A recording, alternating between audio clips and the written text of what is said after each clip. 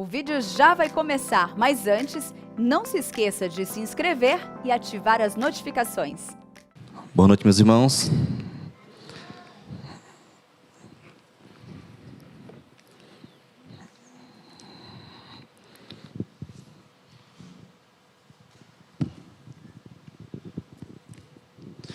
Vocês estão bem? Todo mundo sério? Meus irmãos, uma igreja não se corrompe de uma hora para outra. Ela vai abrindo concessões e aos poucos o pecado vai adentrando. E o fim dessa caminhada é o desmoronamento doutrinário. Foi exatamente isso que aconteceu na igreja dos primeiros séculos. A história vai nos contar que os 3 primeiros séculos da igreja cristã, música pela qual o irmão Sérgio acabou de cantar, foi um período de muita opressão, perseguição e até morte de muitos cristãos comprometidos com o reino de Deus, comprometidos com o evangelho de Jesus Cristo. Mas mesmo em face de toda essa perseguição, a igreja de Deus continuava firme e crescendo. Mas essa realidade ela muda depois de um decreto do imperador Teodósio, ali no ano de 380 depois de Cristo, quando ele oficializa a igreja como religião oficial do Império Romano. E a partir dali, a igreja começou a ruir. Não necessariamente naquele período, mas quando nós olhamos o decorrer dos próximos séculos, nós vamos ver várias concessões que foram feitas por essa igreja, até culminar na igreja católica apostólica romana. Algumas delas, por exemplo, no ano de 375, foi instituído o culto aos santos. No ano 431, instituiu-se o culto a Maria. Em 503, surgiu a doutrina do purgatório. No ano de 783, foi adotada a adoração de imagens e relíquias. Em 1090, por exemplo, inventou-se o rosário. E no ano de 1229, foi proibida, pasmem vocês, a leitura da Bíblia. Meus irmãos, esses foram alguns exemplos de mudanças que ao longo do tempo a igreja foi adotando. Mas, meus irmãos, eu entendo que ali, infelizmente, existem muitas pessoas que estão enganadas, que precisam conhecer do verdadeiro e genuíno evangelho de Jesus Cristo. Mas o certo é que esses ensinos adotados por essa igreja, elas são contrárias às Escrituras. E me parece que elas continuam nesses mesmos ensinos contrários à palavra de Deus. Meus irmãos, uma igreja genuína se baseia única e exclusivamente nas Sagradas Escrituras. Sola Escritura, como ficou conhecido o lema dos reformadores. Todo ensino contrário à Bíblia é desonra a Deus. E utilizando as palavras do apóstolo Paulo, é anátema, é maldito. Mas hoje, diferentemente dessa igreja, eu quero falar sobre uma igreja que adora a Deus. Quais as características de uma igreja que agrada ao nosso Senhor? E eu peço que os irmãos abram suas Bíblias em Atos, capítulo 2. E eu quero ler a partir do versículo 42, para nós identificarmos aqui as características de uma igreja que agrada a Deus.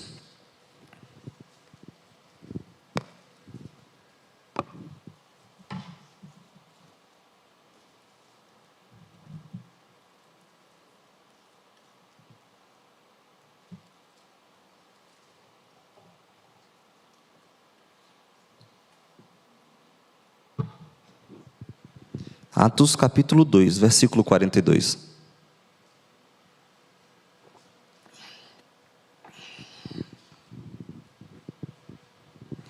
Diz Diz o seguinte o texto bíblico: e perseveravam na doutrina dos apóstolos, e na comunhão, e no partir do pão e nas orações. Em cada alma havia temor, e muitos prodígios e sinais eram feitos por intermédio dos apóstolos. Todos os que creram estavam juntos e tinham tudo em comum. Vendiam as suas propriedades e bens, distribuindo o produto entre todos, à medida que alguém tinha necessidade. Diariamente perseveravam unânimes no templo, partiam pão de casa em casa e tomavam as suas refeições, com alegria e singeleza de coração, louvando a Deus e contando com a simpatia de todo o povo. Enquanto isso, acrescentava-lhes o Senhor dia a dia os que iam sendo salvos. Vamos orar? Senhor Deus, a sua palavra foi lida. Eu rogo ao Senhor que o Senhor prepare os nossos corações para guardá-la em nosso coração, mas que não apenas guardemos ela em nosso coração, mas que possamos praticá-la todos os dias. Nos ajuda, derrama da sua graça, nos ilumina a mente e o coração para guardarmos e vivermos para a sua glória. É assim que nós te oramos, no nome do Senhor Jesus. Amém. Meus irmãos, eu gosto muito do livro de Atos, e é conhecido como Atos dos Apóstolos, mas nós poderíamos chamar esse livro de Atos do Espírito Santo. Esse livro fala muito sobre a ação do Espírito Santo no cumprimento da missão. Logo no início nós vemos aí que o Espírito Santo foi derramado no povo, em cumprimento da profecia do profeta Joel, na pregação, meus irmãos, do apóstolo Pedro, aqui no capítulo 2, antes do versículo 42, nós vamos observar o poder do Espírito Santo salvando quase 3.000 almas. Os vários momentos, meus irmãos, que os cristãos estavam apreensivos, tristes, mas foram enchidos do Espírito Santo, e a partir disso tiveram ousadia para falar do Evangelho. É o Espírito Santo agindo no coração desses irmãos. Nós vamos ver também, meus irmãos, na escolha dos diáconos, um dos pré-requisitos eram que eles fossem cheios do Espírito Santo.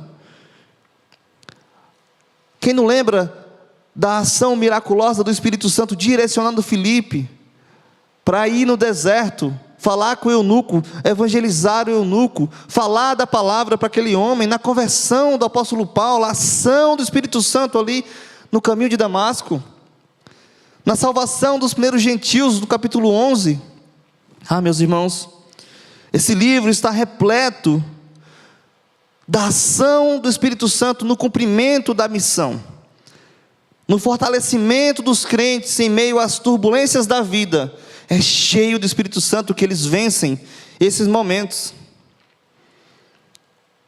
Mas a pergunta que eu faço é: quais as características de uma igreja que agrada a Deus?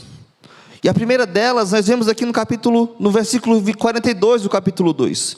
Uma igreja que agrada a Deus está firmada nos ensinamentos de Jesus. O texto vai dizer: e perseveravam na doutrina dos apóstolos, e na comunhão, no partir do pão e nas orações. Meus irmãos, quando Jesus nasce e começa seu ministério, o livro de Mateus vai apresentar que chegou o reino.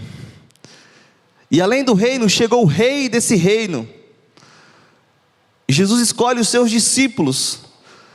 Jesus passa cerca de 3 anos, ensinando dia a dia o reino para esses homens.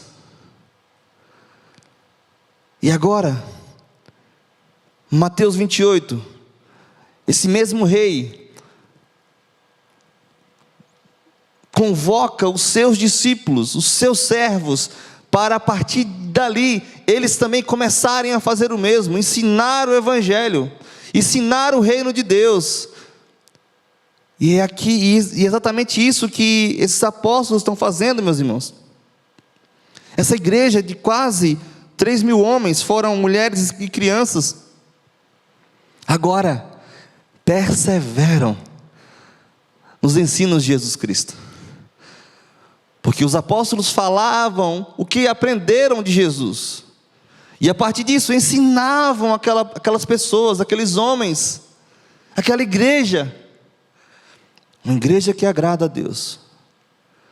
É uma igreja que está firmada nos ensinos de Jesus.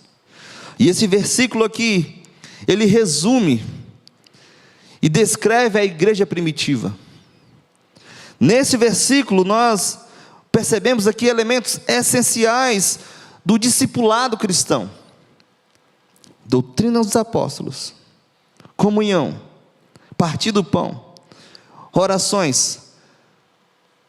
A palavra perseveravam aqui, significa que eles continuavam a fazer algo com intenso esforço. Mesmo apesar das circunstâncias, esses homens estavam continuando essa caminhada, dedicando-se, continuando, persistindo na doutrina dos apóstolos. Eles estavam habilitados agora para ensinar. Mas, meus irmãos, infelizmente, a Bíblia não só fala coisa boa, mas também a Bíblia apresenta pessoas que não perseveravam.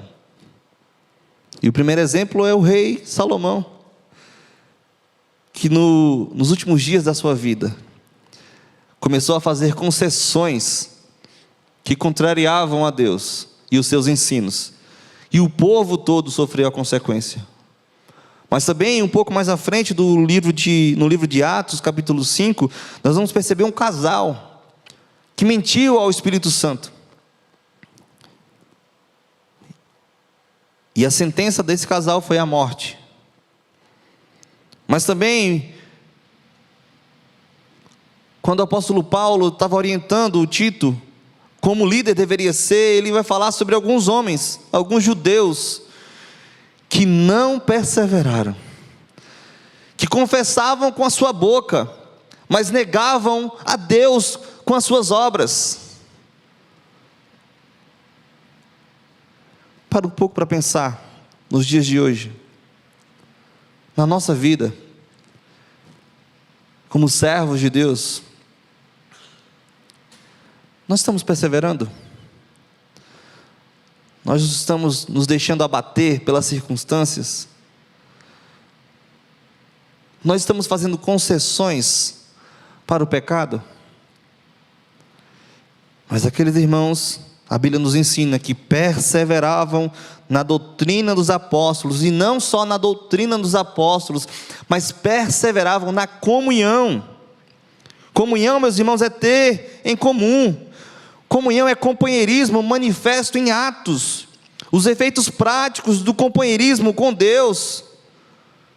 E esse companheirismo é realizado pelo Espírito Santo na vida dos crentes, em resultado da fé. Jesus mesmo ensinou aqueles discípulos sobre essa comunhão, sobre essa união, quando ele fala sobre a videira e os ramos. Ele, Jesus, a videira, e nós, os ramos, estamos conectados, unidos, em comunhão. Comunhão. Eles perseveravam na comunhão. E porque eles tinham comunhão com Deus, eles consequentemente tinham comunhão uns com os outros. Porque se Jesus é a videira e nós somos os ramos, nós consequentemente estamos conectados também uns aos outros. E Lucas vai dizer que eles perseveravam na comunhão. Na dinâmica da vida deles, aquela igreja havia um sentimento de cuidado mútuo. Eles estavam sempre juntos. Era um prazer estar junto uns dos outros. Meus irmãos, eu não estou dizendo que não existam pessoas difíceis na igreja, existem. Talvez eu seja uma delas. Talvez você seja uma delas. Mas mesmo com as diferenças, devemos estar em comunhão uns com os outros. A pergunta que eu faço é: na sua igreja, você tem vivido a comunhão genuína com os seus irmãos? Ou são crentes que vêm no domingo, senta no banco, louva a Deus, lê os números pares da Bíblia e depois volta para casa? Uma igreja que agrada a Deus está baseada e firmada nos ensinos de Cristo, e Cristo ensinou sobre comunhão. E além de ensinar sobre comunhão, essa igreja também perseverava em oração. Um teólogo vai dizer que, comentando esse versículo, que aqueles primeiros cristãos sabiam que não podiam enfrentar a vida com suas próprias forças e que não tinham necessidade de fazê-lo. Sempre falavam com Deus antes de fazê-lo com os homens. Sempre iam a Deus antes de sair ao mundo. Podiam enfrentar os problemas da vida porque primeiro encontravam a Deus. Essa igreja nos ensina a orar, a estar unânimes em oração. Mais à frente nós vamos ver que quando Pedro é preso, esses irmãos não estavam brigando na frente do sinédrio, reclamando na frente do sinédrio.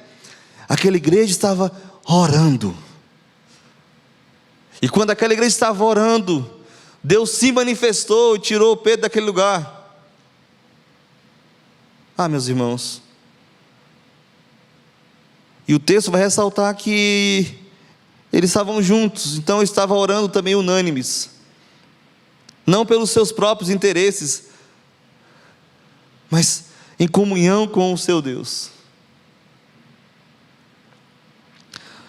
Mas além de uma igreja que agrada a Deus, está firmada nos ensinos de Jesus, uma igreja que agrada a Deus, meus irmãos, tem visão de reino. Um dos aspectos mais marcantes do mundo caído, reflexo das consequências do pecado, é o individualismo. O foco está no eu. Como eu posso me beneficiar? Como posso ser servido pelos outros? O melhor deve ser sempre para mim. Meus irmãos, o individualismo afeta os relacionamentos interpessoais. Eu não preciso do outro. Também afeta a visão que o homem tem de Deus, em dois aspectos. Primeiro, Deus deve me servir. Ou então, eu não preciso de Deus, eu sou suficiente em mim. Mas o individualismo também afeta, meus irmãos, os casamentos. Imagine a quantidade de casamentos destruídos, porque os cônjuges não estão vivendo para o outro, mas vivendo para si próprio. É ele que tem que me satisfazer, é ela que tem que me satisfazer. É um casamento vivendo à base de direitos. Mas eu tenho direito a isso, eu tenho direito àquilo. Mas não vivem uma visão macro, mas só uma visão de si mesmo. Mas esses irmãos aqui, diferentemente, o texto vai dizer no versículo 44, todos os que creram, estavam o quê? Juntos, e tinham o quê? Tudo em comum. Além de viver uma comunhão genuína, eles eram uma igreja que viviam juntos e com desprendimento, sem visão de si mesmo, mas do todo. Eles tinham tudo em comum.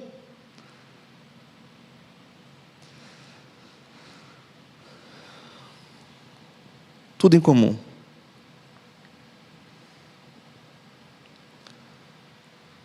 Eu quero fazer uma pergunta para vocês refletirem.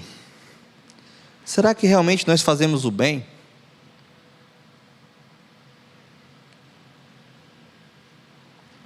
O que é fazer o bem?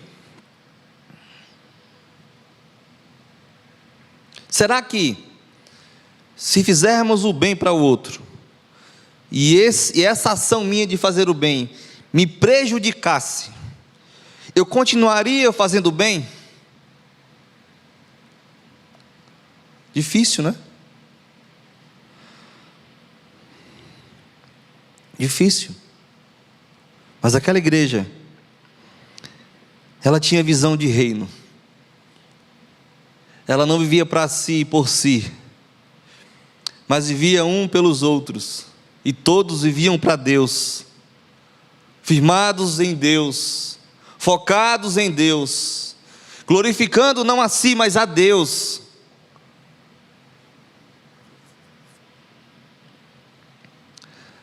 E alguns aspectos dessa igreja que me chamam a atenção é que, ao contrário do que alguns vão dizer, isso aqui não é comunismo. Porque o comunismo impõe que você faça. Aqui, por estarem cheios do Espírito Santo, eles viam a necessidade de alguém, o que fazia? Eu tenho uma propriedade aqui que não faz sentido eu ter, se o meu irmão está passando fome. E eles faziam o quê? Eles vendiam, colocavam nos pés dos apóstolos e falavam assim: olha, utiliza aí para abençoar as pessoas que estão necessitadas. Isso não é comunismo. Isso é ação do Espírito no coração do homem. É porque aquela igreja estava cheia do poder do Espírito Santo de Deus. Cheia do poder. Mas, meus irmãos,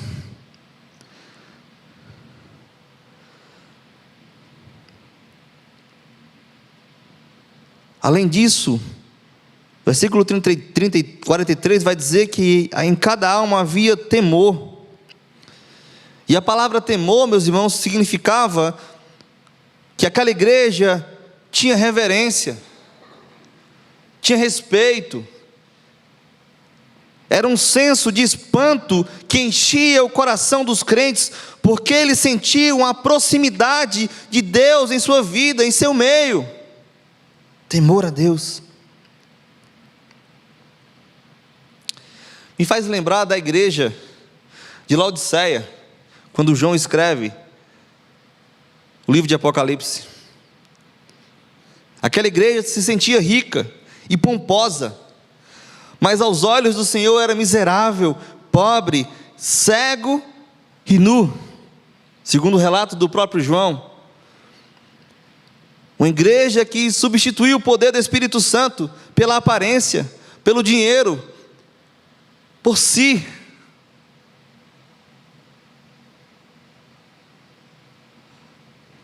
Pastor Ival, tem o que, 7 anos que a gente está fazendo o congresso de avivamento? Uns 7 anos mais ou menos, né? Que ele se comprometeu a rogar a Deus por um avivamento, por um enchimento do Espírito Santo de Deus.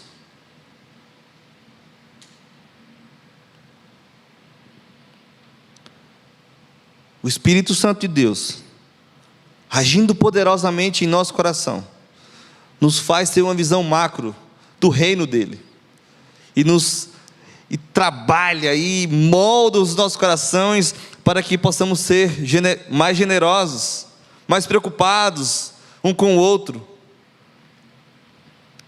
Naquela igreja não faltava alegria, naquela igreja não faltava o cuidado mútuo, naquela igreja não faltava amor um pelo outro.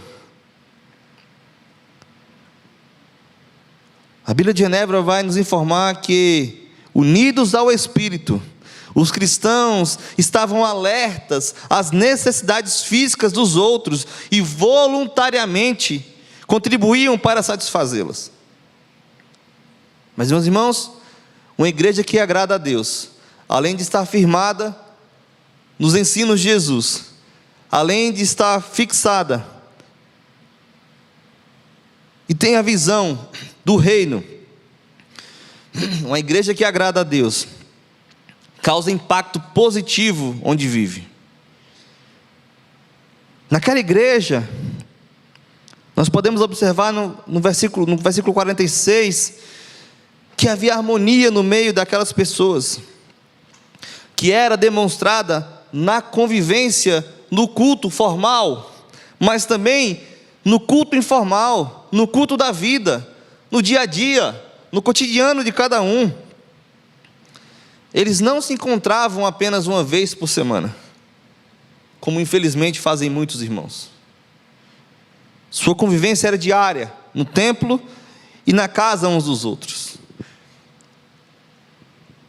E nos faz refletir sobre uma igreja grande. Uma igreja que, por exemplo, a nossa igreja. Nossa igreja, como o próprio pastor Ival diz, são 4 igrejas por domingo, por conta do espaço. Como esses irmãos convivem uns com os outros. Como esses irmãos conseguem viver essa comunhão que a Bíblia nos ensina para vivermos. Nós temos aqui os grupos de pastoreio, os pequenos grupos da igreja. E, meus irmãos, eu acho lindo cada testemunho. Nós fizemos uma campanha para que as pessoas dos grupos gravassem vídeos para falar a experiência que eles tinham dentro dos grupos de pastoreio. E, meus irmãos, com muitos daqueles vídeos eu me comovo, eu me emociono. Como Deus nos dá estratégias e metodologias para que possamos cuidar uns dos outros. Como Deus, pela sua graça e misericórdia, levanta pessoas, homens e mulheres tementes a Deus, que se colocam à disposição de servir a Deus para cuidar uns dos outros.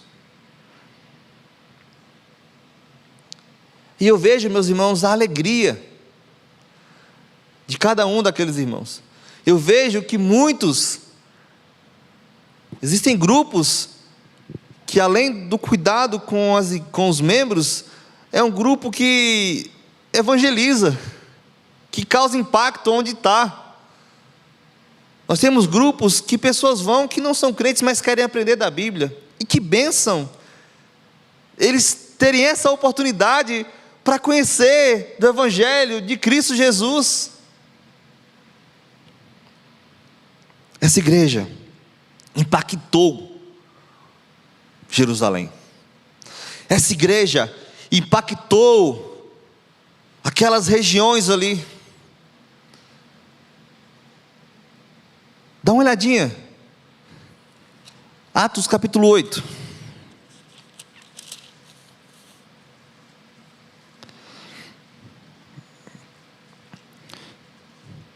Debaixo de perseguição, capítulo 8. Versículo 1, fala que Saulo consentiu com a morte de Estevão. E já no versículo 1 também, houve uma grande perseguição na igreja. Mas o que aconteceu? Eles ficaram chorando, resmungando, ficaram tristes, abatidos? Não, o texto vai dizer que, a partir do versículo 4, entre mentes os que foram dispersos iam por toda parte pregando a palavra. E aí, a partir do versículo 5, ele vai falar sobre um homem chamado Filipe. Filipe, meus irmãos, foi um homem de Deus, um homem comum, que foi usado poderosamente por Deus. Aquela igreja agora dispersa estava o quê? Causando impacto em todos os lugares onde eles estavam indo. E, meus irmãos, Filipe foi para a cidade de Samaria e começou a anunciar aquelas pessoas Jesus Cristo. E o texto no versículo 6 vai dizer: as multidões atendiam unânimes às coisas que Filipe dizia, ouvindo-as e vendo os sinais que ele operava. Meus irmãos, uma igreja que agrada a Deus é uma igreja que causa impacto onde ela está. Uma igreja que não causa impacto é uma igreja que não está agradando a Deus. É uma igreja que está faltando alguma coisa nessa igreja. E essa igreja, voltando lá para o capítulo 2, o texto vai dizer, versículo 46: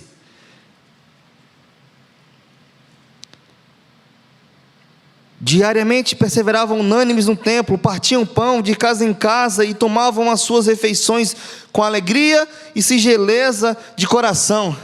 Era uma igreja alegre, era uma igreja vibrante. E aí me faz lembrar da igreja do Apocalipse, a igreja de Éfeso, que tinha ortodoxia, que era uma igreja séria com os ensinos de Jesus, mas que era uma igreja que faltava ali o primeiro amor. Era uma igreja que esmoreceu na caminhada, mas continuava firme nos textos bíblicos. Meus irmãos, devemos estar no primeiro amor, ser uma igreja alegre, vibrante. Não existe crente feio. Crente feio não existe. E da mesma forma não existe crente triste. Porque o maior problema da nossa vida foi resolvido, meus irmãos. Se o maior problema foi resolvido, por que a gente está triste? Semana passada, eu recebi a notícia que meu pai estava com câncer. Câncer de próstata. Fez o último exame que o médico pediu hoje. Mas, meus irmãos, quando você conversar com ele, você não vê tristeza na cara dele. Porque de duas uma: ou Deus vai curar ele, e ele vai continuar servindo a Deus aqui na terra, ou ele vai levar, e ele vai estar melhor que a gente. Crente tem que ser alegre, independente das circunstâncias. A igreja foi perseguida no capítulo 8, mas era uma igreja feliz, exultante, proclamando o reino, proclamando o evangelho de Cristo. Não significa que não passaremos por problemas e tribulação, mas a nossa alegria não está baseada nas coisas e nas circunstâncias, como Paulo vai falar lá para a igreja de Filipe. A nossa alegria está baseada no Senhor. Mas o texto vai dizer que além de alegria, singeleza de coração. Essa palavra é derivada de uma outra, que significa terreno macio, plano, sem qualquer pedra que arruine a superfície ou o solo. Em outras palavras, significa dizer que as ações feitas por aqueles irmãos não tinham segundas intenções. Hoje se fala muito sobre networking. Você tem que ter um bom networking, porque você vai precisar de alguém um dia. E aí nós começamos a criar relacionamentos por interesse, e isso também entra dentro da igreja. E eu não vivo mais, e não estou do lado daquele irmão porque ele é um irmão em Cristo, mas porque ele em algum momento pode me beneficiar. Mas o texto vai dizer que uma igreja que agrada a Deus é uma igreja que tem em seu coração singeleza, sinceridade.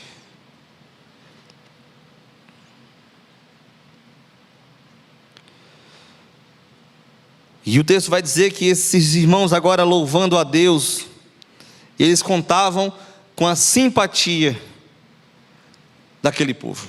Uma igreja compromissada com a verdade, mas não legalista ou farisaica. Seu estilo de vida impactava a sociedade, em seus casamentos, na criação dos filhos, nas escolas, nos seus locais de trabalho. Meus irmãos, será que nós estamos sendo influência positiva aonde nós estamos? Uma igreja que agrada a Deus impacta positivamente onde ela vive, onde ela está. Nós estamos sendo sal, estamos sendo luz onde nós estamos.